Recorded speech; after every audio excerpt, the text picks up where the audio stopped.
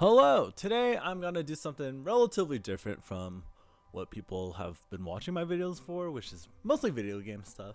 But I am gonna talk about gaming things. And today I'm gonna talk about TTRPGs, or tabletop role-playing games. TTRPGs have skyrocketed in popularity in the last decade, especially with Critical Role being so big, and then my personal favorite live play show or actual play show, which is Dimension 20. Yeah, like we see TTRPGs a lot more now, and they're a lot more mainstream now, which I know there's always gonna be like those people who are like, oh god, it's mainstream now. I miss when it was like underground or whatever. And I'm in the camp of like, you know what? Let people enjoy the shit they want to enjoy. Like, just let them enjoy it. It's TTRPGs. Like, there's no harm in it unless you're actually causing harm at the table, in which case that's a you problem. But today I'm not going to talk about D&D. D&D, Dungeons and Dragons, is the poster child for TTRPGs. It is the one that most people know. It's the one that people want to try playing. And that's good. That's fine. Like, I'm not dogging that at all. Like, I started with Dungeons and Dragons. My history with D&D stems when I was a kid, and my uncle like introduced it to me because I was so curious about what the fuck Dungeons and Dragons was. But today I'm gonna talk about TTRPG systems that might fit like certain settings or themes or campaigns better than D&D could. Because I find like I've done this before too, where like there's like a certain setting or like you get inspired by like a video game or a show or something like that you want to play a TTRPG of it. And very likely people will try to kind of do a lot of homebrew stuff to fit D&D into that, and that could work. I'm not saying it doesn't work. Like I've done two Persona campaigns using D&D. Would I do it again? Probably not. I'm sure there's actually another system that works way better for that. But what I'm saying is that like D&D doesn't have to be the fit all and be the all for TTRPGs. We can use other things, and that's what I'm going to talk about today. And I'm really excited because I love TTRPGs and I play way more TTRPGs than I thought I did. I'm a player in a D&D campaign. I'm a DM of a D&D campaign. But then I also play some online stuff, and fuck, for like 2 years. I don't know how I managed to do this. I was working at this time too. But somehow I was running like 4 D&D campaigns like within a week pretty much. I was like, I don't know how I did this.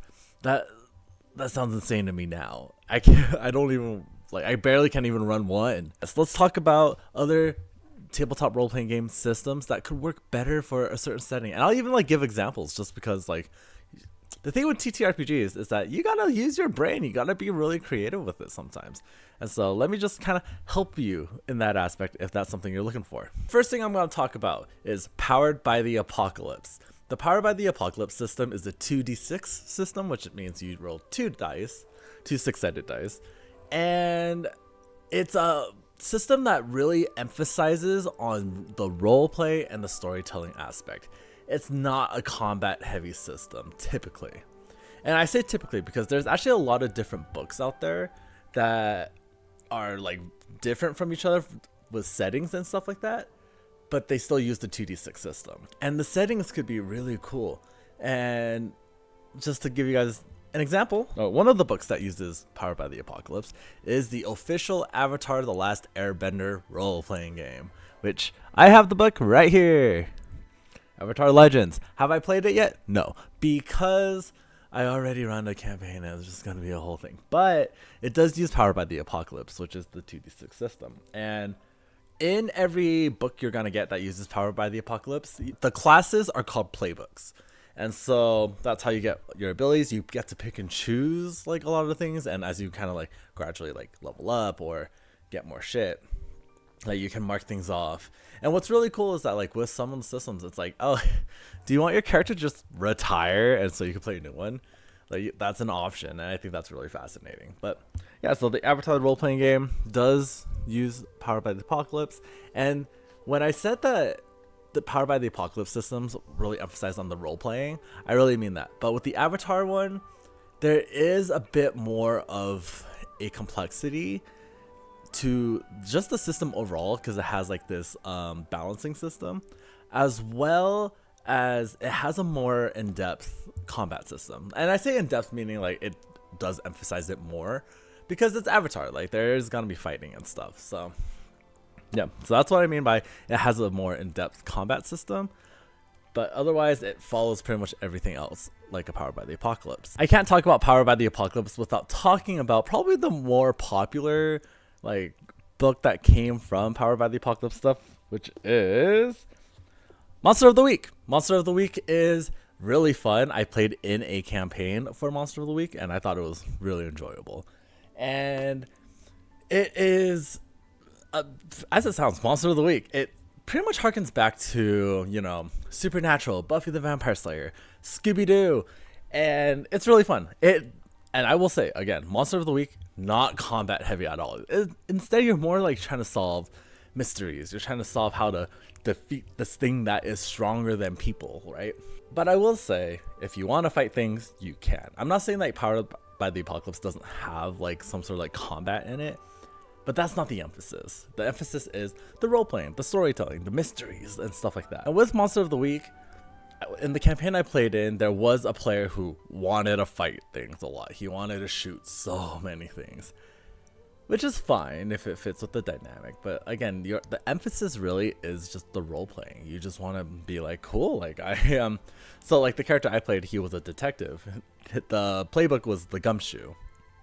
And so I'm like, cool, I'm a detective. I'm going to talk my way through crime scenes. I'm gonna investigate shit. That's the fun part of playing the gumshoe, right? And that's the fun part of the aspect of Monster of the Week, is that you're trying to discover more things. Under the Powered by the Apocalypse systems, there's so many more things. I'm gonna talk about two more. One is called Masks. So I don't have the book or anything for Masks, but I've ran Masks before, and it's fun. That one's a superhero based one. So if you're thinking like Teen Titans, Justice League, Marvel, X-Men, like Avengers, whatever you want to go about it, Masks is for you. Like it's highly emphasizes just being a superhero and having fun with that. I only ran it once, so I don't know that system or like that setting or anything like that in that much depth. But the next one I'm going to talk about, which is the one I was really excited to talk about, is called Perfect Draw. Oh my god, I love Perfect Draw so much. I love Perfect Draw so much. So have you ever wanted to play in like a Yu-Gi-Oh based campaign, or even like Magic the Gathering or Duel Masters or whatever, like card game based game, or like a card game based tabletop role-playing game? Perfect Draw. Oh my god, Perfect Draw is so fun. It is created by Double Summon Games, and I just have to say, it's so fun. Like, it's fun because you get to create your own cards.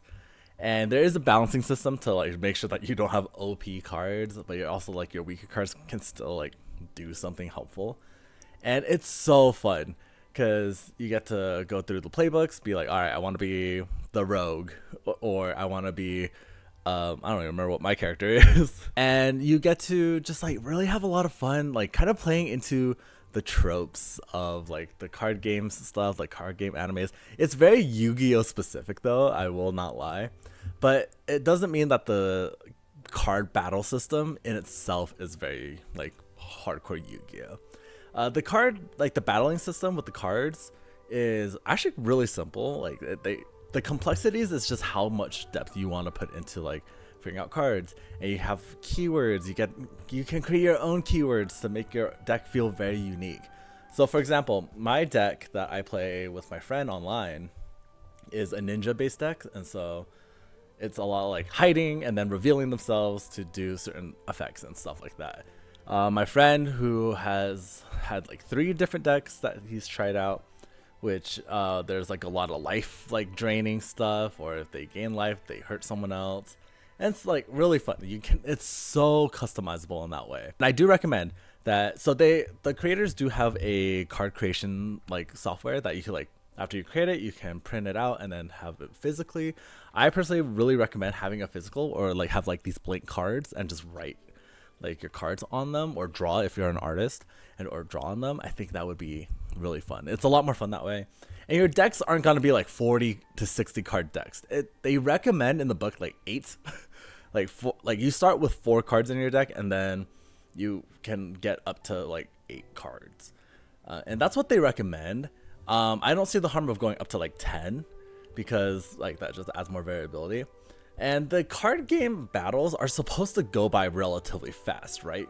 That's the thing with the like Yu-Gi-Oh. That was the kind of my beef, was trying to figure out like how to do like a Yu-Gi-Oh campaign. It's just like, how do I do this without like a card game, like a duel going on for like ever? And so that's why like the system only encourages to have like 4 to 8 cards in your deck. And so, and like your life point totals aren't like at 8,000. You start with like, you get to choose, and it's like 2, 3, or 4. That's how much life you have, and that's it. And so it's a really fun system. I highly recommend it. So if you've always wanted to play Yu-Gi-Oh in like a TTRPG format, Perfect Draw is there for you. And they do have a booster or like an expansion where it does talk about if you want to do speed duels, all of like Yu-Gi-Oh 5Ds. And so yeah, that I really recommend Perfect Draw if that strikes your fancy at all.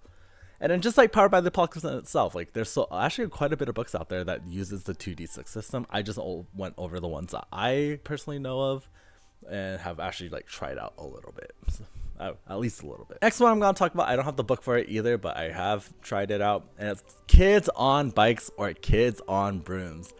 Kids on Bikes or Kids on Brooms is really, really fun. Like, it is a system that really rewards kind of like the random chaoticness of dice rolls. And so Kids on Bikes, the vibe of it, like from the book, is very like Stranger Things. It's very like, all right, it's like kind of creepy. Kids on Brooms is more magical school stuff. It's more magical school, and that could be really fun for sure. I personally have tried Kids on Brooms specifically because I wanted to run, I still want to run a magical girl, magical boy campaign. I just think that'd be fun, and I think Kids on Brooms can really fit with that a lot better than many other things I've looked at. It's cool. So you can assign each stat that you have with a specific die, so it goes from a D4 all the way to your D20. And typically, if you're really good at something, you'll roll your D20. So say that like on Kids on Brooms, right? Like your might or your brawl. Say that like you're like a buff boy, then you'd probably have a D20 in might. But say that like you're not a buff boy, maybe you're like, oh no, I'm not really that strong, I don't like lifting weights or whatever the bullshit. Then you get a D4. And I like the customizability of that. And like in the books themselves, they have like specific like archetypes that you can kind of follow and like use those if you want. Or you can just like totally have it more customizable to you. And I think that's fun. So Kids on Bikes, Kids on Brooms, super fun. The system in itself is like, if you roll the highest value of the die that you're rolling, then that thing, I don't remember what it's called in the actual books. I call it explosions because I watched Dimension 20 and they call it an explosion. And so if you roll the highest value, it explodes, and you get to roll that die again and add on top of it. And which means you can chain explosions if you keep getting the higher values. And what's interesting is that the GM or the game master who's running Kids on Bikes or Kids on Brooms will always say what the DC or the difficulty is for any check. So it's like, this is a difficulty of 12. And say that like you're not a buff boy, but you're trying to do something strong, and you roll a D4, you still have the opportunity to meet that 12. It's just not going to be easy for you. That means you need to explode at least 3 times, right? But it's still a possibility with a D4. So that's something I really like. I like the variability of like, ooh, like, listen, this sounds like it could be a really hard thing to do, but I'm going to do it, you know? So I think it's fun. I think it's a really fun system, and I highly recommend it if you are feeling like more magical school, or I was about to say Magic School Bus, but honestly, that could work too.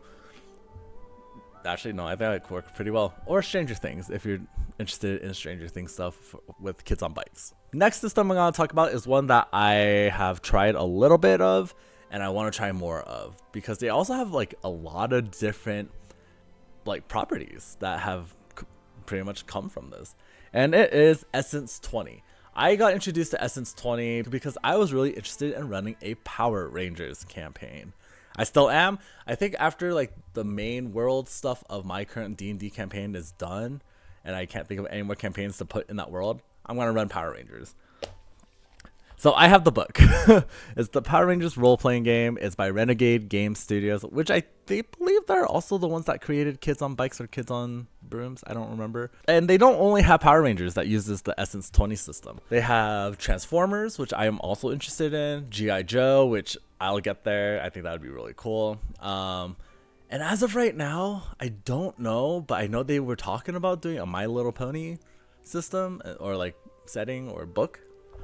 I don't know. I'm not a big My Little Pony person, but like, just so for all you My Little Pony people, that thing is out there for you. Essence 20, it's a really interesting system in my opinion, and that's why I want to try it out, because you pretty much get to roll every type of die under the goddamn sun other than like a D100, and like that includes the D2, which is a coin pretty much. And what's really cool about the system is that, say that like I'm gonna go with the buff boy stuff, because I usually, fun fact, if I'm a player in most campaigns, I am usually the one that takes strength because no one else will.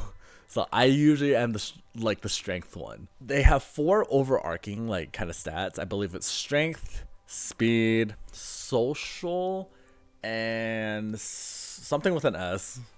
It's not skill. Hold on, I have it right here. I don't know why I'm just not gonna read it. Smarts. It's smarts. And so under those umbrellas are different skills that you can kind of like add like quote unquote like proficiency to. But the thing that's different about the proficiency system kind of skill stuff here is that when you kind of like mark it, it has like D2, D4, D6, D8 on top of it. I wonder if I can show you guys. Actually, I'll try to pop it up like on the screen just so it will make more sense. And like depending on what you fill out, you obviously have to go in sequential order. But say that like you're rolling like an athletics based roll under strength, right? And say that like when you create your character, you're like, he's a pretty athletic guy or girl or athletic person. And so you mark them at like D2, D4 to D6, right? So you marked all like up to D6 because you have to spend the points to get there. That means that if you roll something athletic wise, then not only do you roll your D20, you also roll the highest die value that you've marked. So if it's a D6, then you roll a D20 and a D6, and then you add the values together. So I think that's pretty cool. And the thing is, if you get really specific about something that you're like specialize in, I think they call it specializations. So if you're like super specialized in something, so like say it's still athletics, but like you put like, specialty in like football or something like that. I don't know why I went with football. I don't even like sports, but if you go with like football, now say that you're in a football game in the campaign, then you get to not just roll the D6, you get to roll the D4 and the D2. Now this is where like people might get tripped up. So you roll the D20 with all of the dice that you've like kind of added your proficiency to, roll them, and then you add the highest value from the subsequent like from the D2, D4, D6. So say that like you roll like your D2, D4, D6, and like you get like a 2 on the D6, a 2 on the D4, but you get like a 4 on the D4, and then like you roll your 20. You add the D4's number to the 20, and that's your value. So you don't take the combined value of everything, you take the 20 and then like whatever the highest value is. And also I think that like if you roll the highest value on any of those die and you succeed, that's a crit, I believe. So your crits can be actually a lot more plentiful that way. I don't know if that made sense, but I just think the system's interesting. There's also a shifting system where like say that like, you're at a more advantageous thing, or like you're doing something with like a more of an advantage. So if he says like, or if they say shift up to, which means if you're at a D6, you get to roll D8, D10. So you roll a D20 and a D10 and then add the values together. But if you're doing something at like a more disadvantageous sort of way, then your GM might be like, all right, you're downshifting by 2. So if you're at a D6, it's like D4, D2. So you only can roll your D2. And it can get a little tricky because if you're not proficient in anything, right, of a roll, then you roll with a fumble, I think it's what it's called, and then you roll with disadvantage like D&D terms. So you roll 2 D20 and take the lower value. And so, yeah, I just think there's a lot of variability with it. And I think like the settings can work with a lot of stuff. So like even with Power Rangers, you could do like a magical boy, girl, person campaign. With G.I. Joe in specific, I had this idea for a while. I want to run a Resident Evil campaign, or like Resident Evil / Parasite Eve like kind of campaign. And I think the GI Joe system works really well for that, because like even in like this system, like combat is part of it. Like there's a lot of combat oriented things, but like your life isn't like astronomically high. Like because in D&D, like you can have your health be in the triple digits. Like in this game, double digits at best. Also, it's getting real dark in my room. I am recording this kind of late, but whatever. I think the Essence 20 system is really fun. I think it could work really, really well if you are really interested in the properties that I've talked about already, but as well as if you think there are other properties that can fit like these. Like I said, with Resident Evil, Parasite Eve, I think G.I. Joe system works super well. And then Transformers is a little hard, but you know, who doesn't want to be a giant car? I did think about a Transformers character I wanted to create if I played the role-playing game, which I probably never will. And he's a limo, and I'm really excited if I do get to play him, but I highly doubt it. I'm usually the DM, I'm usually the GM, not a player, so it's okay. Another system I will talk about real quick is Cyberpunk. Cyberpunk system is pretty fucking in-depth, I'm not gonna lie. I remember looking at like character creation for the first time, and I was like, ooh, this is a lot. This is a lot. It looks like a lot. But then I remember the first time I looked at a D&D character sheet, I was like, ooh, this is a lot. And the thing is, it's gotta look like a lot, but then once you get used to it, once you kind of like get more adapted to it, you're like, oh no, this is easy. I know how to read this. And so Cyberpunk is kind of a similar way. It has a very in-depth character creation system if you want to. They have like 2 or 3 ways to create a character. And if you want to go in like the more in-depth way where you're like, all right, here's like the background stuff, I'm rolling for this, and then like these are the things I get, and distributing stats here, then yeah, it can get intense. It can get really intense. But you can also go a more simpler way, and that's totally up to you if however you want to go about it. I usually love going into the depths of character creation. I love just like figuring out who my character is. And so the Cyberpunk can be really fun. It's Cyberpunk, so cyberpunk settings, sci-fi settings can really fit well with the system. I believe they use a D10 more than anything than a D20, just so you're aware of that. And the thing with Cyberpunk too is that like when you create your character, you can like have enhancements, so like cybernetic enhancements, but they can also cause you to go like insane, like the possibility of going more insane, which is like, ooh, that's the gamble. And so I do like that. I like the little bit of that gambling aspect of like, ooh, I want this thing because it'll boost this, but at the cost of like potential like insanity. And I really like that. I really like the gamble and trying to balance that together. It's really cool. And then there's one system out there that is a totally like, it's like I say fan made, but it is a fan made system. But it's a system that I think is really cool and fascinating, and it's for Mega Man Battle Network. It's called NetBattlers. And while I haven't tried it out yet, I have looked at it and I was like, ooh, I like the dice system that they have. It only uses a D6. Oh, not a D6. It only uses D6s. So you're going to need a lot of D6s. And what I think is super fascinating is that like a 4 or higher is a success on a roll, and then 3 or lower is not. And so difficulty is determined on like how many successes that you need. And then you also roll accordingly that many D6s according to your stats. And I think that's also a really interesting system. And so whoever made that system, I hope you make more stuff and actually like get the shit published, because I like that system a lot. I think it's really fascinating. But I just want to talk about that one real quick just because it's something that I thought was really cool. Those are a few systems that I think are pretty cool and can be helpful if you're trying to do a campaign that's not, that D&D doesn't really fit well with. There's also like, you know, Powered by the Apocalypse book that I did not talk about, that I totally forgot about until I started looking at my list a little bit, and it's Glitter Hearts. Glitter Hearts is specifically a magical girl, magical boy like campaign, like book setting using the Powered by the Apocalypse system. But not gonna lie, I think Kids on Brooms might work a little bit better for that if you just reskin a few things. But yeah, so those are kind of the systems that I find really fun for TTRPGs. Please let me know if you know any. I've heard of a lot of TTRPG systems like Deadlands Revolved or Reloaded, and like, and I didn't talk about Starfinder or Pathfinder because those are relatively kind of popular too. Those are like the top competitors with D&D. And so I didn't really talk about those. But yeah, like I just think that there's a bunch of TTRPGs now. There's so many out there. And there's also like some properties out there. I'm like, how do you not have a TTRPG like officially? Like that's wild to me.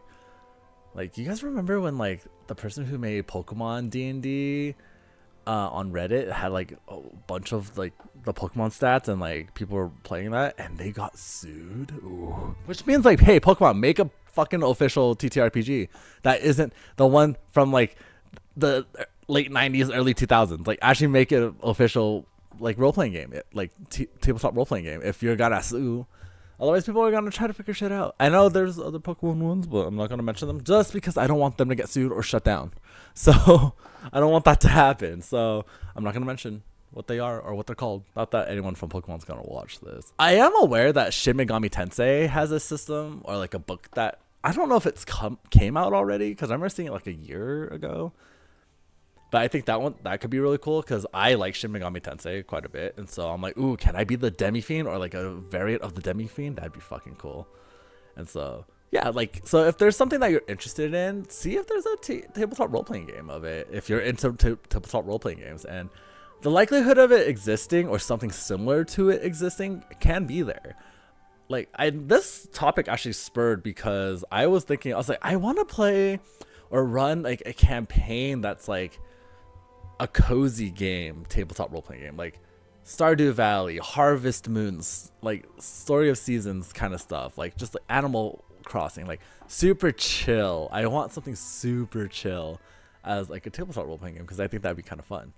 And so, and the thing is, there is something like that exists. I think it's called Ryutama. I looked at it before. I haven't really dived into it too much, but I am interested. So I don't know. So this topic of like trying to find stuff really spurred from that. And yeah, so this is just my invitation to you, that if you're interested in TTRPGs, wanting to try one out or try a new system out, I'm sure something out there is bound to like call out to you. And so, yeah, aside from that, I think that's really all for me. Let me know if you want any more things about TTRPGs. Like, do you want story times of my characters and campaigns? Do you want to know about my campaigns? Do you want to see my character journal that was very briefly in a campaign? And oh god, that campaign nearly destroyed me. Not in like a good way, in like a way that's like, oh my god, this was so bad. Yeah, if you're curious about anything TTRPGs related, like about me, let me know. I'd love to share. And so, yeah, until next time, have a good one.